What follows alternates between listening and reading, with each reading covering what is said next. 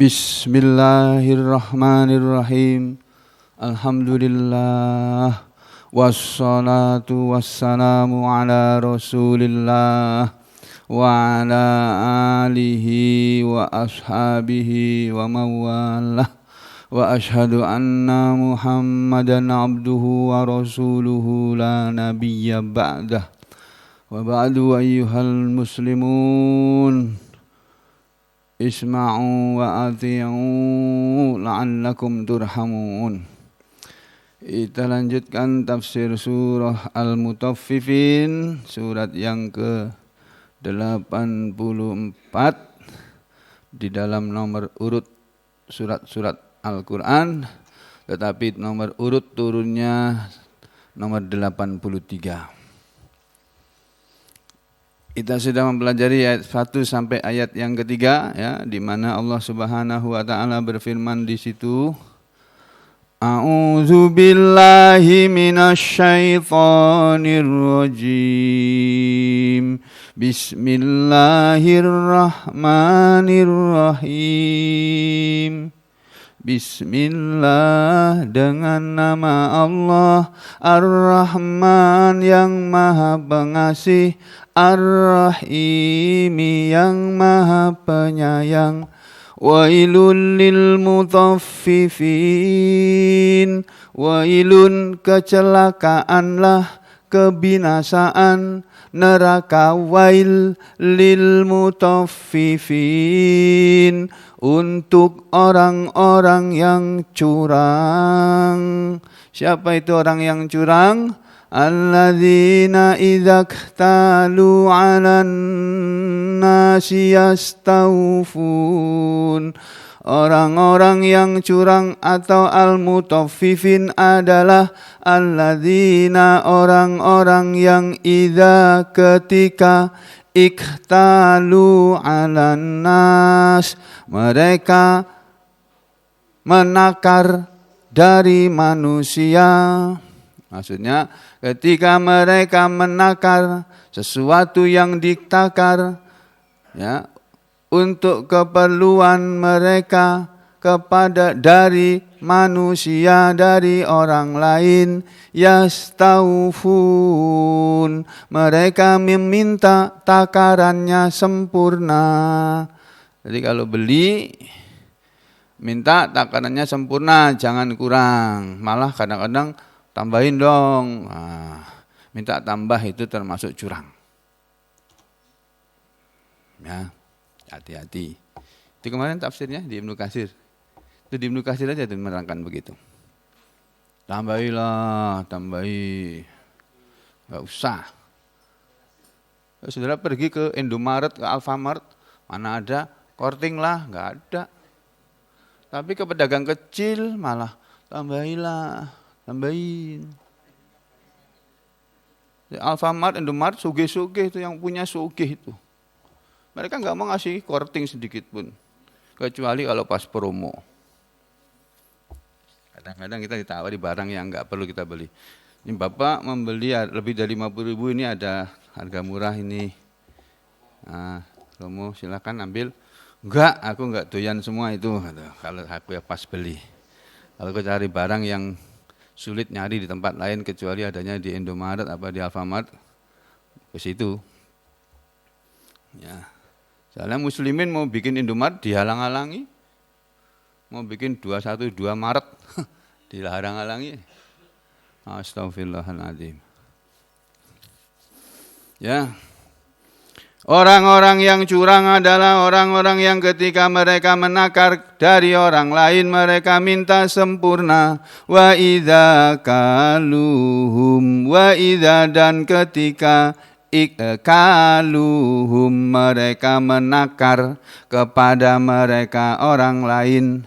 Ketika mereka menakar untuk orang lain, menjual, menakar untuk orang yang beli, awazanuhum, atau mereka menimbang untuk orang lain. Jadi wazanu di sini dikatakan ini wazanu, ini wanya bukan wawu huruf loh, ini satu kata, satu kesatuan. Wazanu dari kata wazana. Wazana Wazana itu artinya menimbang. Ya, wazana. Wazana. Itu artinya menimbang. Ya. Ini termasuk fi'il mu'tal. Fi'il yang ada huruf cacatnya. Fi'il yang ada huruf wawunya atau ada huruf hamzahnya atau ada huruf ya-nya, itu fi'il yang cacat. Yang kalau ditasrif, tasrifnya tidak mengikuti kaidah yang lainnya. Ya. Lawannya fi'il mu'tal itu fi'il sahih. Fi'il sahih adalah fi'il atau kata kerja yang tidak cacat. Namanya aja sahih. Sahih artinya sehat. Hadis yang sahih itu artinya hadis yang sehat. Tidak ada cacatnya. Tidak ada celahnya. Kalau bahasa sehari-hari, ada orang bertanya, ustadzatu maridun al-ana? Apakah ustadzah sakit sekarang? Terus jawabannya, na'am, hiya maridotun. Ustadzatu maridotun al-ana? Apakah ustadzah sedang sakit sekarang? Na'am, hiya maridoh. Ya, dia sedang sakit. Tapi masih ngeyel, ngasih pelajaran sama anak-anak. Saya bilang, kalau batuk jangan banyak ngomong dulu. Ngajarnya nggak usah banyak ngomong, suruh orang lain yang ngomong, suruh muridnya yang ngomong. Makanya kalau ada orang batuk di sebelahku itu aku paling ngeri, tutup. Kalau kan yang batuk istrinya sendiri ya gini aku, jauh-jauh dulu aku. Karena kalau aku batuk, aduh mengerikan, naudzubillah min dzalik. Napasnya susah, sesak. Jadi sahih itu artinya sehat. Kalau ditanya, sahihatun hiyal ana? Apakah ustadzah sekarang sudah sehat? Lama, sahihatun. Belum sehat. Gitu ya. Jadi fi'il mu'tal itu ya ini wazanu. Nah, kata wazanu itu kalau ditasrif, wazana yazinu waznan wa mauzinan wazinun mauzun zin la tahzin mauzin mizan. Wazana fi'il madinya, yazinu fi'il mudhari'nya. Waznan atau zinatan itu masdarnya. Mauzinan itu masdar mimnya. Wazinun itu isim fa'ilnya. Mauzun itu isim maf'ulnya. Zin itu fi'il amarnya. La tazin, jangan engkau menimbang. Itu fi'il amar, fi'il nahinya. Mauzinun isim makan. Mizanun itu alat menimbang. Makanya mizan diartikan timbangan. Karena dia dalam tasrif, dalam ilmu syaraf itu termasuk isim alat. Isim alat adalah sesuatu yang digunakan untuk pekerjaan itu. Jadi fiilnya kata kerjanya wazana, kata fiil madinya. Nanti berubah, kalau dirubah menjadi fiil mudhari ya zinu. Jadi mengikuti wazan fa'ala yaf'ilu. Ya, terus masdarnya kata kerja yang dibendakannya ada dua. Bisa waznan, bisa izanatan atau zinatan. Waznan atau zinatan. Waznan itu timbangan. Zinatan juga timbangan. Mauzinan, mauzin itu juga kata benda, isim juga isim yang dibendakan. Kata kerja yang dibendakan. bukan isim dipindahkan. Kata kerja atau fiil yang diisimkan. Jadi berasal dari fiil, tapi kemudian menjadi isim. Dari kata kerja menjadi kata benda. Kalau dalam bahasa Indonesia dikenal kata kerja yang dibendakan. Mauzinan, sesuatu yang ditimbang. Penimbangan, mauzinan, penimbangan. Wazinun, orang yang menimbang. Mauzunun, yang ditimbang. Zin, timbanglah, fi'il amr. La tazin, jangan kamu timbang, fi'il nahinya. Mauzinun, mauzinun, tempat penimbangan. Tapi mizanun, nah itu isim alatnya, sesuatu yang digunakan untuk pekerjaan menimbang. Jadi di sini kalimatnya berbunyi wa idza, dan ketika kaluhum mereka menakar kepada orang lain, au atau wazanuhum mereka menimbang untuk orang lain, yuhsirun mereka mengurangi. Perhatikan Pak, di sini dalam Al-Quran yang kelakuan mereka ini, orang yang curang ini, oleh Allah untungnya itu Allah berfirman tuh pakai fi'il mudhari. Mereka minta sempurna timbangannya pakai fi'il mudhari. Yukhsirun mereka mengurangi takaran dan timbangan, Allah menggunakan fi'il mudhari. Ini artinya kelakuan meminta sempurnanya dan kelakuan mengurangi takaran timbangan itu selalu dilakukan berulang-ulang. Kalau cuma sekali aja nggak apa-apa.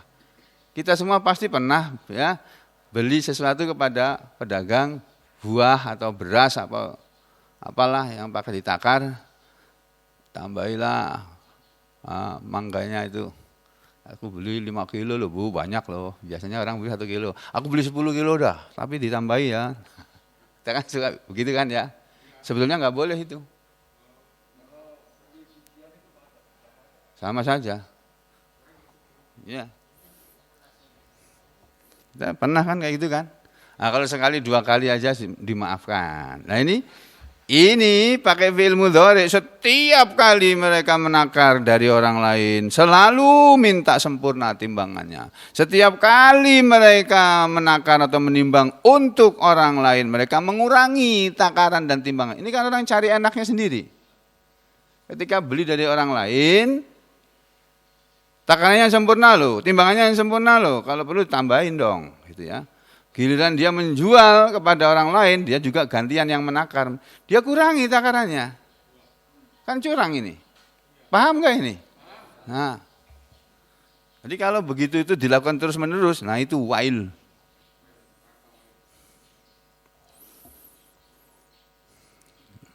Makanya kadang-kadang ada toko ditulisin harga pas.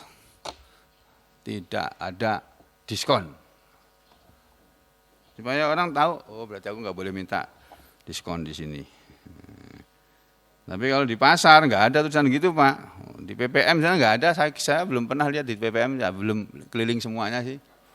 Di toko-toko kain-kain itu ya belum pernah lihat ada tulisannya harga-harga di sini harga pas, itu nggak ada. Karena bisa ditawar. Yang jual pun bisa ngasih harga beda-beda. Wah ini yang datang orang sugih nih, pakai berlian semua ini. Berapa Bu ini harganya Bu? 1 juta. Wah. Yang datang orangnya pakai sandal jepit, berapa ini? 500.000 aja, murah. Boleh begitu. Sebagian ulama melarang.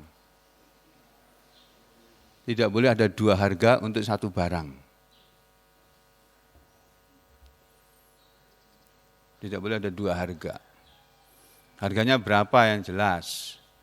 Harganya 1 juta ya 1 juta.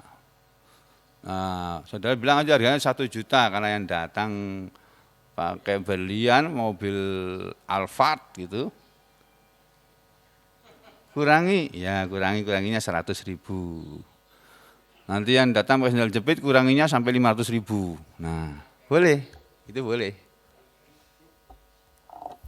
Ya, tapi kalau ada dua harga nggak boleh.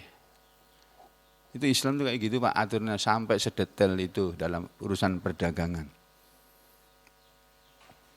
Itu diatur dalam kitab hadis. Kalau Al-Qur'annya garis besarnya saja, ya. Jadi kita jangan menjadi orang yang ketika kita meminta kepada orang lain, kita minta diberi sempurna. Giliran kita minta kepada orang, minta bagian, minta pembagian, minta jatah, minta haknya dari orang lain, kita minta sempurna. Kita minta yang baik, bayarannya yang sempurna, yang bagus.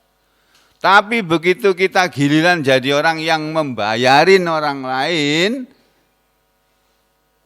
ini tunjangan daerah udah keluar nih ya, rapelan, ya udah keluar. Aku dikasih lah, oh dapat uang banyak, aku dikasih ya, bagian keuangan. Kadang-kadang ada yang begitu. Nah, aku dikasih ya, dikit-dikit ya, potong dikit. Ini potong dikit ya, ridho lah, nah, gitu. Dipotong dulu baru bilang ridho, gitu. Harusnya nggak boleh begitu. Tapi kalau itu datang dari orangnya sendiri, nggak apa-apa. Makanya dalam Islam, dalam aturan Islam itu ketika kita berhutang, itu ada aturannya itu utang piutang itu. Dan di dalam Al-Quran ayat yang paling panjang yang berbicara tentang sesuatu itu adalah ayat yang berbicara tentang hutang. Itu ayat yang terpanjang dalam Al-Quran. Satu halaman penuh. Itu ayat tentang utang piutang. Nah, kalau sampean giliran utang, itu kan mintanya utang 1 juta dibayar 1 juta. Nah, waktu giliran membayar utang, aduh, uangnya masih kurang, bolehlah saya minta keringanan. Ini utangnya saya enggak kembalikan 1 juta. Bolehlah. Seharusnya enggak boleh kita bilang begitu. Tapi kalau orangnya yang ngutangin sini ngomong ya sudah enggak apa-apa udah ini. Ya udah itu ridhonya dia. Artinya saudara diridokan sama dia. Diberi keringanan. Nah kalau Rasulullah SAW enggak begitu. Beliau juga sebagai manusia biasa pernah pinjam uang sama sahabatnya. Aku mau beli itu onta, tapi aku enggak bawa uang. Kau bawa uang enggak? Tolong bayarin dulu, nanti aku bayar di rumah. Rasul punya uang sudah di rumah. Jadi Rasul utang itu pernah, tapi di rumah sudah ada uang untuk membayar, cuma pas enggak dibawa. Ya, terus dibelilah onta itu oleh sahabat Nabi. Terus sahabat Nabi mengendarainya sampai ke rumah. Sampai di rumah oleh Rasul, kadang-kadang Rasul kalau membayar utang itu, ini ya uang utangku. Nah, utang 5.000 dinar misalnya. Atau 500 dinar, 5.000 enggak sampai. 500 dinar misalnya, atau 50 dinar. Ini ya utangnya tadi aku untuk bayar tadi itu. Nah, ini aku kasih kamu tambahan. Sebagai tanda terima kasihku. Nah, itu bukan riba.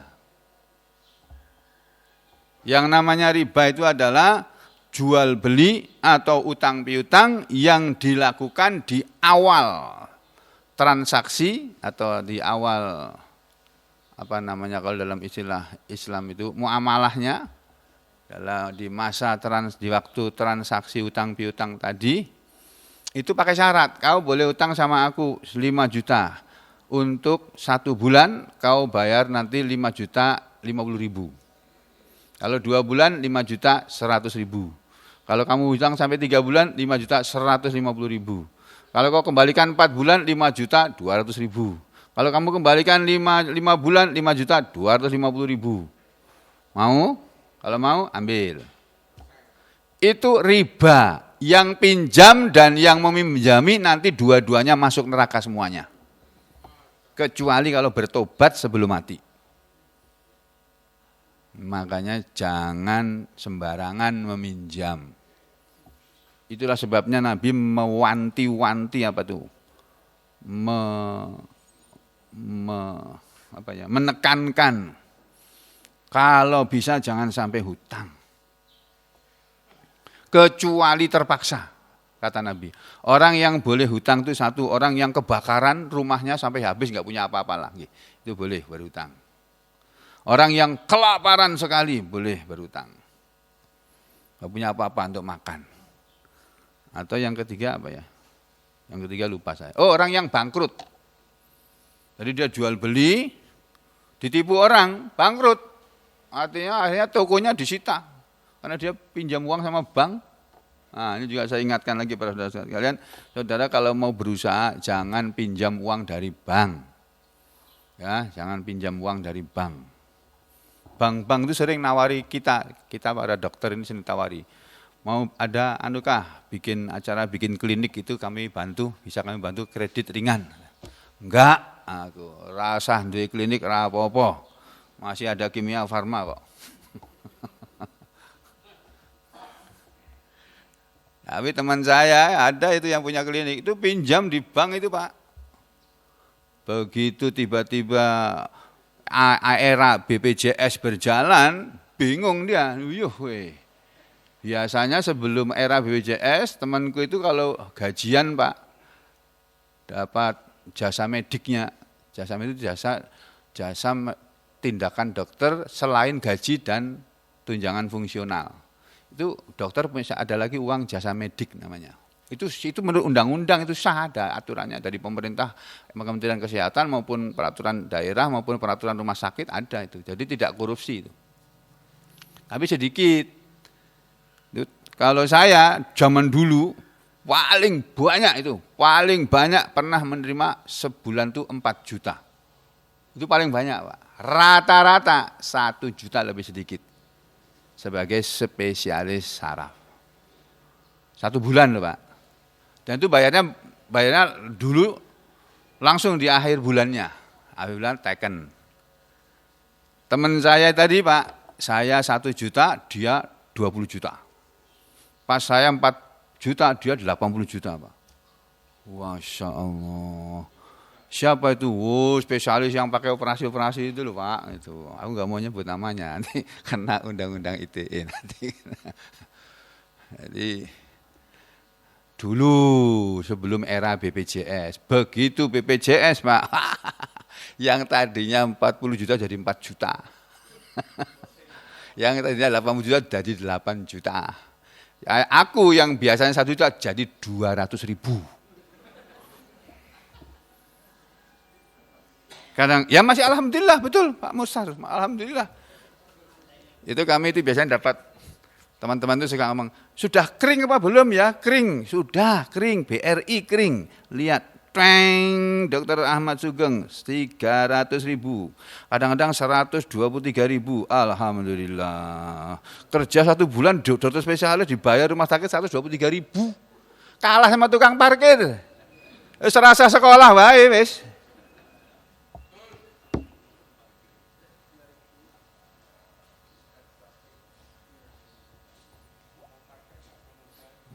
Ya.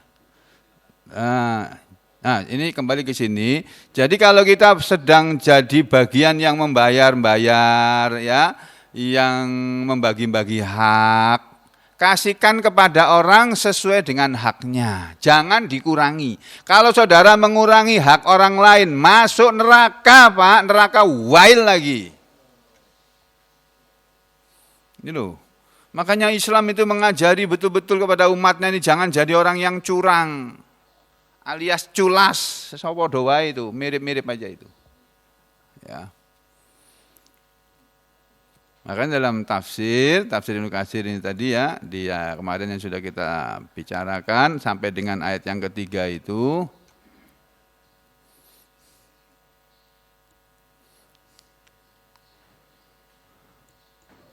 Nih.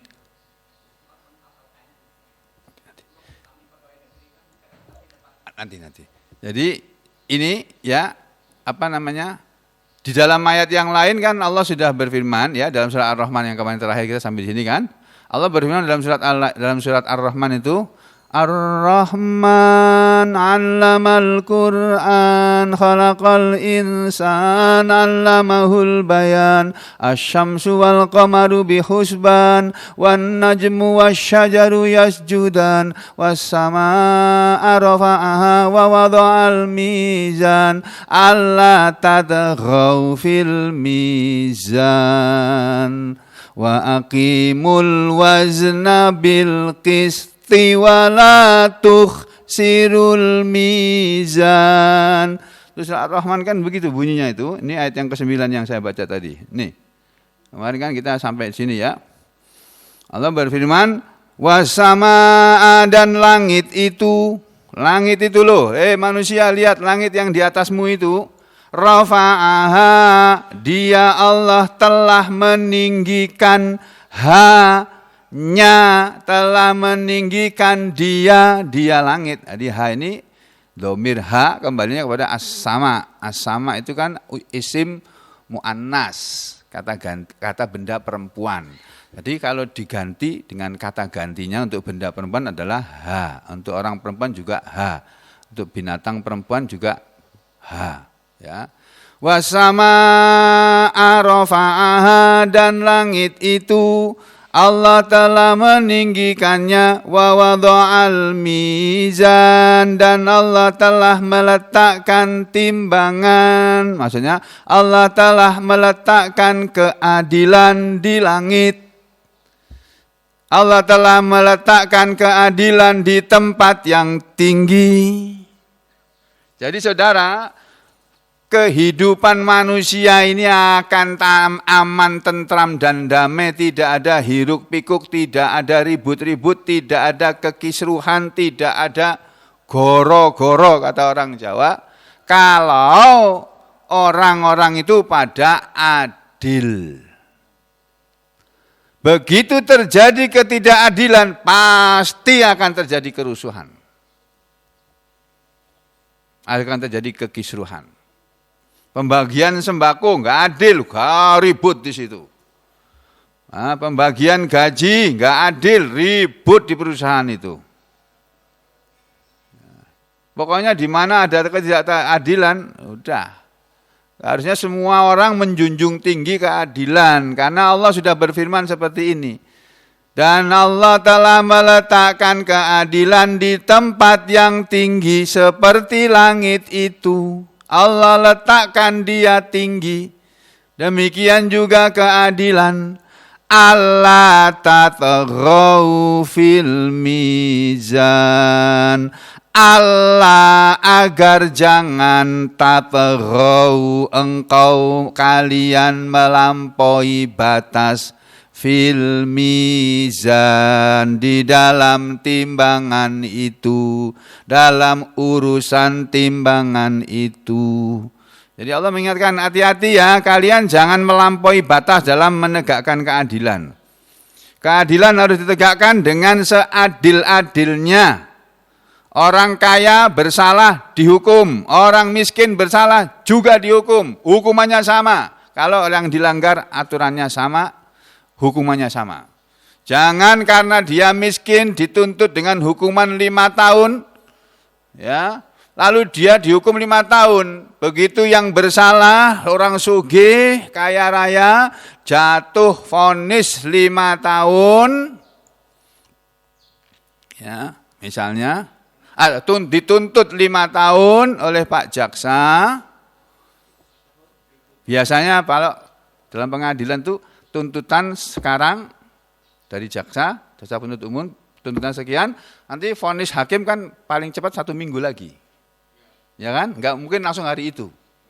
Kalau dalam Islam enggak begitu, Pak. Hari itu juga diputuskan. Jadi enggak sempat ada omong-omong antara terdakwa dengan hakim, enggak ada. Hari itu juga diputuskan. Des, itu Islam tuh gitu, Pak. Jadi Islam kalau mengadili orang itu hari ini diadili, terus gimana masalahnya? Ini Pak Hakim, dia berbuat begini, ada saksinya, ada, betul kamu melihat kejadian ini, betul, wow, kamu bersumpah demi Allah, 4 kali bersumpah, demi Allah, saya bersumpah, saya melihat dengan mata saya sendiri, saya menyaksikan dia melakukan itu Pak Hakim, bersumpah 4 kali. Saksi yang lain mana? Ada, ini ada, 2 orang saksi, dia juga sudah bersumpah dengan nama Allah, 4 kali bersumpah, wallah Pak Hakim, kalau saya berbohong, saya siap dihukum oleh Allah, saya siap masuk neraka. Dia sudah berani bersumpah begitu. Udah diterima oleh hakim sumpahnya. Kalau nanti si orang yang bersaksi ini tadi, dia bohong, dia bilang melihat demi Allah, saya melihat, padahal dia nggak melihat, itu nanti masuk neraka dia. Sudah. Nah, Pak Hakim, ada buktinya lain, ada buktinya, ada. Langsung sudah. Putusannya menurut Quran, menurut hadis apa putusannya? Udah langsung ketok malu. Hari itu juga, tang, hukum. Gitu Pak, kalau pengadilan ala Islam. Kalau pengadilan ala-ala sekarang ini, masuk berkas terdakwa ke pengadilan, panggil, dibacakan, tuntutan jaksa dibacakan. Terus nanti terdakwanya dikonfirmasi dengan BAP-nya. Kamu betul ya? Kamu di sini sudah tanda tangan di berita acara pemeriksaan yang dilakukan oleh kepolisian. Kamu sudah melanggar ini, betul kamu? Ya, dia mengakui, enggak Pak Hakim, sebetulnya saya enggak begitu, tapi saya dipaksa, diinjek-injek terus kakiku, saya sakit Pak Hakim. Loh, jadi kamu enggak benar ini melakukan gini. Nah, itu kalau soal itu aku enggak tahu nanti selanjutnya bagaimana. Nah, tapi kan nanti kan ada sidang berikutnya gitu kan. Nah, sidang berikutnya sebelum keputusan itu ada jeda waktu beberapa hari. Itu biasanya di situ Pak, pengacara main di situ. Kemudian terdakwa juga main di situ lewat pengacaranya. Tolonglah bilang Pak Hakim lah, Pak Hakim minta tolong diringankan hukumannya, nanti dikasih uang 4,3 miliar. Nah. Jangan tanya kalau ada orang dikasih iming-iming 4,3 miliar, itu ada sekarang masuk penjara, tapi bukan hakim, wali kota Cimahi. Wali kota Cimahi itu kakakku kan tinggal di sana, kakak perempuanku. Saya cuma baca berita saja. Jadi wali kota Cimahi ketangkap KPK, OTT KPK gara-gara diiming-imingi duit 4,3 miliar oleh yayasan yang akan membangun rumah sakit di daerahnya. Untuk mendapatkan izin membangun rumah sakit itu membayar 4,3 miliar. Dijanjikan ini, belum dibayar, baru dijanjikan. Ketahuan sama KPK, nggak tahu biasanya ada yang lapor tuh masih ya. Nah, terus betul pas OTT pas kejadian belum sampai menerima segitu banyak Pak, baru berapa ratus juta gitu kok ketangkep. Nah, makanya sekarang para hakim pun nomor HP-nya ada dalam genggaman KPK. Tapi manusia itu pintar aja kok Pak. Gak pakai telepon-teleponan, ketemu di mana, gitu kan. Nah, kalau Islam itu nggak ada begitu Pak. Hari ini diadili, hari ini diputuskan, gitu Pak. Jadi sidang itu cepat. Ada perkara apa lagi, datang lagi Pak, gitu. Ya, udah kembali ke sini. Allah mengingatkan kepada kita semua, Allah tadghaw fil mizan, bahwa janganlah kalian melampaui batas dalam soal keadilan, dalam soal timbangan, takaran. Wa aqimul wazna bil qist wa la tukhsirul mizan. Ini perintah Allah loh ini. Wa aqimul wazna, dan tegakkanlah oleh kalian timbangan itu bil qisti, dengan benar. Kalau al-wazan ini diartikan, al-wazna ini diartikan timbangan, maka makna ayat ini, dan tegakkanlah penimbangan itu dengan cara yang benar. Lakukanlah penimbangan itu dengan cara yang benar. Tapi kalau al-wazna ini diartikan keadilan, wa aqimul wazna bil qist, mengerti. Dan tegakkanlah oleh kalian semua keadilan itu dengan seadil-adilnya. Wala tuhsirul mizan. Wala dan janganlah tuhsiru kalian mengurangi al-mizan, timbangan itu. Kalau ini diartikan timbangan, kalian jangan mengurangi timbangan kalau menimbang untuk orang lain. Kalau menjadi penjual, menimbang barang untuk orang lain, timbanglah dengan benar. Jangan dikurangi karena kepingin keuntungan sedikit atau banyak, jangan. Kalau al-mizan diartikan keadilan, wala tuhsirul mizan, dan janganlah kalian mengurangi keadilan itu. Jadi keadilan itu dikurangi sedikit ya nggak boleh. Putusan hukuman 4 tahun ya 4 tahun, mau pelakunya orang sugih, mau pelakunya orang melarat, ya sama hukumannya 4 tahun, itulah keadilan. Jangan karena yang melakukan kesalahan orang miskin nggak punya uang untuk menyewa pembela atau pengacara, dijatuhi hukuman 4 tahun. Begitu yang punya pengacara bisa bayar pengacara, bisa bayar hakim, bisa bayar jaksa, misalnya, maka dia akan dikurangi putusannya dari 4 tahun jadi 3 tahun atau jadi 2 tahun. Itu namanya mengurangi keadilan, dan itu dilarang keras oleh Allah. Ini dalam surat Ar-Rahman, ya. Kembali ke surat ini tadi. Yang satu sini. Ya. Lalu kata Ibnu Katsir apa? Wa ahlakallahu qauma Syuaib. Wa ahlakallah, dan Allah telah membinasakan. Wa dan ahlaka telah membinasakan. Siapa yang membinasakan? Allahu, Allah. Jadi dan Allah telah membinasakan, siapa yang dibinasakan oleh Allah? Qauma Syuaibin, kaumnya Nabi Syuaib. Wa dammarahum, dan Allah telah menghancurkan mereka. Ala makanu, atas perbuatan mereka yang adalah perbuatan mereka itu ya bakhosun nasa, suka mengurangi kepada manusia, fil mikyal, dalam urusan takaran, wal mizan, dan urusan timbangan.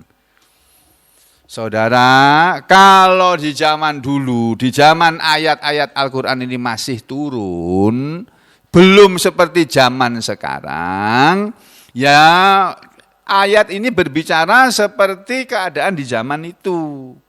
Zaman itu tuh urusan takar menakar, timbang menimbang itu yang ada. Nah, itu sekarang dalam urusan takaran dan timbangan itu bukan hanya itu. Jadi dalam takaran dan penimbangan, dalam perhitungan pun kita tidak boleh curang. Menghitung uang ya harus benar, tidak boleh kurang, kan gitu. Sudah lihat aja pegawai-pegawai bank tuh, teller-teller itu. Ya. Teller bank itu, saudara, kalau habis bank mau tutup, bank kan tutupnya jam 4. Jam 3 itu sudah tutup, orang nggak boleh lagi transaksi. Untuk apa 1 jam itu? Untuk ngecek hari itu ada pemasukan berapa, debit berapa, kredit berapa. Itu yang uang masuk ke bank, yang namanya istilahnya kredit ya. Apa? Kalau masuk ke bank namanya apa? Yang orang setor ke bank itu namanya apa, Mbak? Uang kredit apa itu? Ya pokoknya hari itu bank itu menerima setoran dari nasabah berapa, itu tellernya suruh ngitung lagi. Kalau kurang 100.000, dia yang suruh ganti, Pak. Coba tanya teller itu, benar enggak? Tanya itu. Suruh ganti hari itu juga. 100.000 kurang, dia yang nombokin. Itu ya betul, itu peraturan itu betul, memang begitu. Makanya berhati-hatilah ketika menghitung, ya, dan jangan mengurangi hitungannya. Hitungan duit di bank, saudara sebagai pegawai bank, menghitung uang bank juga harus betul. Nah, saudara sebagai pegawai KPU, menghitung suara orang juga yang betul. Jangan diumpetin suara orang, orangnya datang dibilang nggak datang, kertasnya dirobek, nah misalnya, atau dirusak kertasnya suara itu. Dicoblos terus, jadi rusak. punyanya orang sebelah dicus-cus, ya. Punyanya orang yang ngasih duit sama dia diamankan. Itu curang juga kayak gitu itu. Kalau nggak bertobat sampai mati, nggak bertobat sampean, ini semua untuk semua pegawai KPU dari pusat sampai daerah, mudah-mudahan dengar suara ini. Kalau sampai saudara menjadi anggota KPU pusat maupun daerah, berlaku curang, ancamannya neraka wail, Pak. Di dasar neraka itu. Kecuali sempat bertobat sebelum mati. Dan itu pun kalau tobatnya diterima oleh Allah. Nah kalau Allah nggak mau nerima tobatnya, ayo weh. Ya, dah.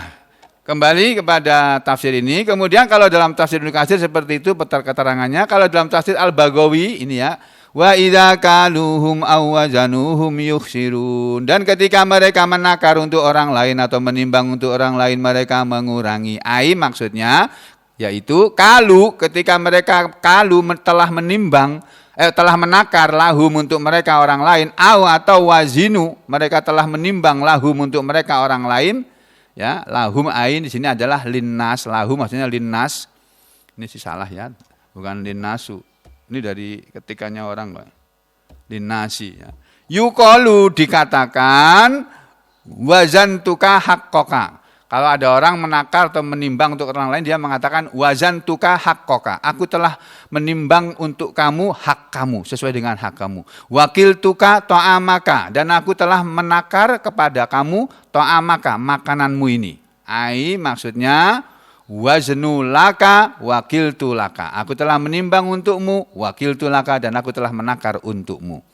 Qala Nafi, ada salah seorang tabi'in, ya, yang bernama Nafi. Tabi'in itu muridnya sahabat Nabi. Tabi'in ini orang-orang yang sudah masuk Islam tapi tidak ketemu dengan Nabi Muhammad SAW. Mereka hanya ketemu dengan para sahabat Nabi. Nah, mereka yang hidup ketemunya cuma dengan sahabat Nabi, tidak sempat ketemu dengan Nabi, disebut orang-orang tabi'in. Jadi generasi itu ada generasi Rasulullah SAW, generasi sahabat Rasulullah, ya, kemudian generasi para tabiin, di bawahnya lagi generasi tabiut tabiin. Nah, kalau kita ini udah tabiut atbaut tabiin, kita sudah generasi yang kita ini semuanya mutabi. Saya dan Anda semua ini sekarang ini adalah orang-orang muslim yang kedudukannya hanya sebagai mutabi, mengikuti apa yang sudah dijalani oleh para ulama pendahulu kita. Jangan bikin hukum sendiri. Ya. Ada seorang tabi'in bernama Nafi, dia adalah muridnya Ibnu Umar. Nafi, muridnya Ibnu Umar berkata, qala Nafi, berkatalah Nafi, karena Ibnu Umar adalah guruku yang bernama Ibnu Umar, yamurru, beliau pernah lewat bil bai'i, di dekat seorang penjual. Fayaqulu, lalu Ibnu Umar berkata kepada penjual itu tadi, ittaqillah, bertakwalah kamu kepada Allah. Wa aufil kaila wal wazna, dan sempurnakanlah takaranmu dan timbanganmu. Fa innal mutaffifin, karena sesungguhnya orang-orang yang curang dalam menakar dan menimbang, menghitung dan membagi-bagi hak-hak orang banyak. Orang-orang mutaffifin itu, orang-orang yang curang itu, yuqafuna, nanti akan dihentikan yaumal kiamati, pada hari kiamat akan disuruh berdiri di hari kiamat, ya, oleh Allah, hatta sampai innal aroko, sesungguhnya keringat orang tadi, ya layul jimuhum, sungguh akan mengekang mereka, ila ansofi adhanihim, sampai ke pertengahan telinga-telinga mereka. Jadi saudara, nanti kita semua akan disuruh berdiri di hadapan Allah, semua manusia. Mulai dari Nabi Adam alaihissalam, manusia yang pertama, sampai manusia yang akan ada yang terakhir nanti di hari kiamat. Kan batasnya sampai hari kiamat. Sudah hari kiamat nggak ada lagi orang hidup. Semua manusia yang pernah ada sejak Nabi Adam sampai hari kiamat akan disuruh berdiri di suatu tempat yang sama. Yang di situ mereka berdiri dalam keadaan telanjang bulat, tanpa sehelai benang pun melekat di tubuhnya, laki maupun perempuan. Ya, kemudian matahari ditinggikan sampai 1 mil saja tingginya dari kepala mereka. Lalu mereka berdiri di atas tanah yang terbuat dari tembaga. Yaduh, panas banget itu Pak. Tanahnya yang diinjak itu tanah tembaga, mataharinya dekat. Ya, jangan tunggu tembaga Pak Saudara, berdiri di atas atap yang seng aja, kena matahari yang jauh di sana, itu kaki udah aduh panas. Apalagi kalau itu tembaga yang titik anunya lebih rendah ya, titik leburnya. Jadi lebih mudah panas. Itu nanti semua orang akan kepanasan di sana, kecuali di 7 golongan manusia saja yang tidak akan kepanasan. Siapa mereka? Salah satunya adalah orang-orang yang hatinya selalu tertambat ke masjid. Setiap kali dia selalu ingat masjid. Ke masjid, ini sudah azan, sholat ke masjid. Ya. Ini masjid perlu apa? Aku sediakan. Jadi hatinya terikat, tergantung ke masjid. Dimanapun dia berada, dia cari masjid. Kalau saya dan Anda kan kadang-kadang nggak begitu. Dimanapun kita berada, kita cari mall yang paling besar di mana nih ya, gitu. Pasar yang paling bagus mana ini ya, yang harganya miring mana ya. Itu kalau kita. Tapi orang ini yang akan dilindungi oleh Allah ini tadi adalah ada 7 macam golongan manusia, 7 jenis golongan manusia. Salah satunya adalah pemimpin yang adil. Ya, kemudian 2 orang yang saling bersahabat karena Allah. Makanya saya mengajak kepada saudara semua, kita bersahabat karena Allah. Jadi kita bertemu di sini karena Allah. Kalau kita pun harus berpisah pun karena Allah. Bukan karena duit. Kalau persahabatan itu karena duit, begitu duitnya enggak ada, persahabatan rusak sudah. Ya. Tapi selama masih ada duit, persahabatan tetap terjalin. Duit mengalir terus kok. Begitu stop, wah cutus, aku cari sahabat lain yang mau ngasih duit. Koalisi-koalisi itu loh Pak. Koalisi-koalisi itu sama, itu modelnya dengan orang bersahabat. Ya, sudah ya saudara sekalian. Nanti kita akan berdiri di padang mahsyar, lalu akan ditanya oleh Allah satu persatu, dipanggil, kita antri. Giliran. Sampai sahabat bertanya, ya Rasulullah, kan banyak sekali ya Rasulullah, orang nanti di hari kiamat. Kita nunggu giliran satu persatu. Iya. Berapa lama dong kalau gitu nunggunya? Oh, jangan khawatir. Kalau orang yang beriman, dia hanya menunggu selama antara zuhur sampai asar, atau antara sesudah zuhur sampai matahari terbenam. Hanya beberapa jam aja. Dan tidak terasa lama karena mereka dipayungi oleh payungnya Allah, bukan payung Golkar, bukan payung PDIP, bukan payung PKS, bukan payung Demokrat, bukan payung P3, bukan payung PKB, bukan payung PKKP dan sebagainya, bukan. Hanya payungnya Allah saja yang bisa menaungi manusia dari panas teriknya matahari. Di antara mereka yang dipayungi juga adalah selain 2 orang yang bersahabat karena Allah, ya kemudian orang yang selalu tertambat hatinya di masjid, juga orang yang sedekah tapi merahasiakan sedekahnya. Ya. Dan lain-lain. Ya. Dah, sekarang kembali ke sini. Setelah Allah mengingatkan, wailul lil mutaffifin alladzina idza qtalu 'alan nasi yastawfun wa idza kaluhum aw wazanuhum yukhsirun. Kalimat berikutnya pada ayat yang keempat, ala yadhunnu ulaika annahum mab'utsun.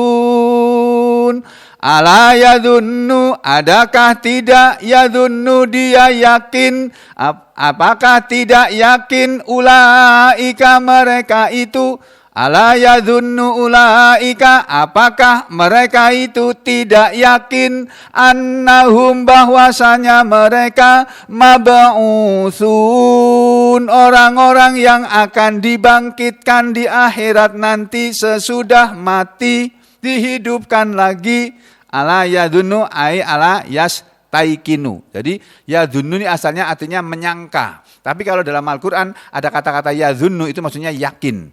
Apakah tidak yakin gitu? Ulaika mereka siapa? Alladzina yaf'aluna dzalika, mereka yang melakukan kecurangan itu. Kok masih ada orang yang curang dalam pemungutan suara, menghitung duit, ya punya orang lain, menghitung takaran, timbangan, kok masih ada yang curang sih? Apa mereka semua tidak yakin annahum mab'utsun, bahwa mereka akan dibangkitkan di hari kiamat, liyaumin adzim, pada hari yang besar. Liyaumin adzim yakni yaumal kiamah, pada hari kiamat. Ya. Ala yadunnu ulaika annahum mab'utsuna liyaumin nadzim. Ibnu Katsir mengartikannya, ama yakhafu, apakah mereka tidak takut? Adakah ma tidak? Ya. Ama adakah tidak? Yakhafu takut. Ulaika mereka yang curang itu minal ba'si terhadap hari kebangkitan, wal qiyami dan terhadap hari berdirinya manusia baina yadai di hadapan man yang ya'lamu syara'ir, dia mengetahui segala rahasia, wad dhamair dan segala yang disembunyikan.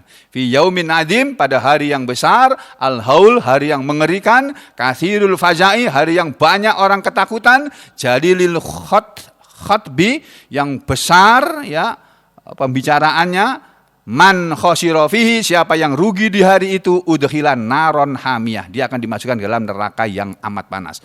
Sampai sini aja dulu keterangannya, insyaallah kita ketemu lagi besok pagi. Aku lu qouli hadza astaghfirullah li wa lakum. Allahumma taqabbal minna innaka antas samiul alim wa tub alaina innaka antat tawwabur rahim. Wa sallallahu ala Muhammadin wa ala ali Muhammad walhamdulillahi rabbil alamin.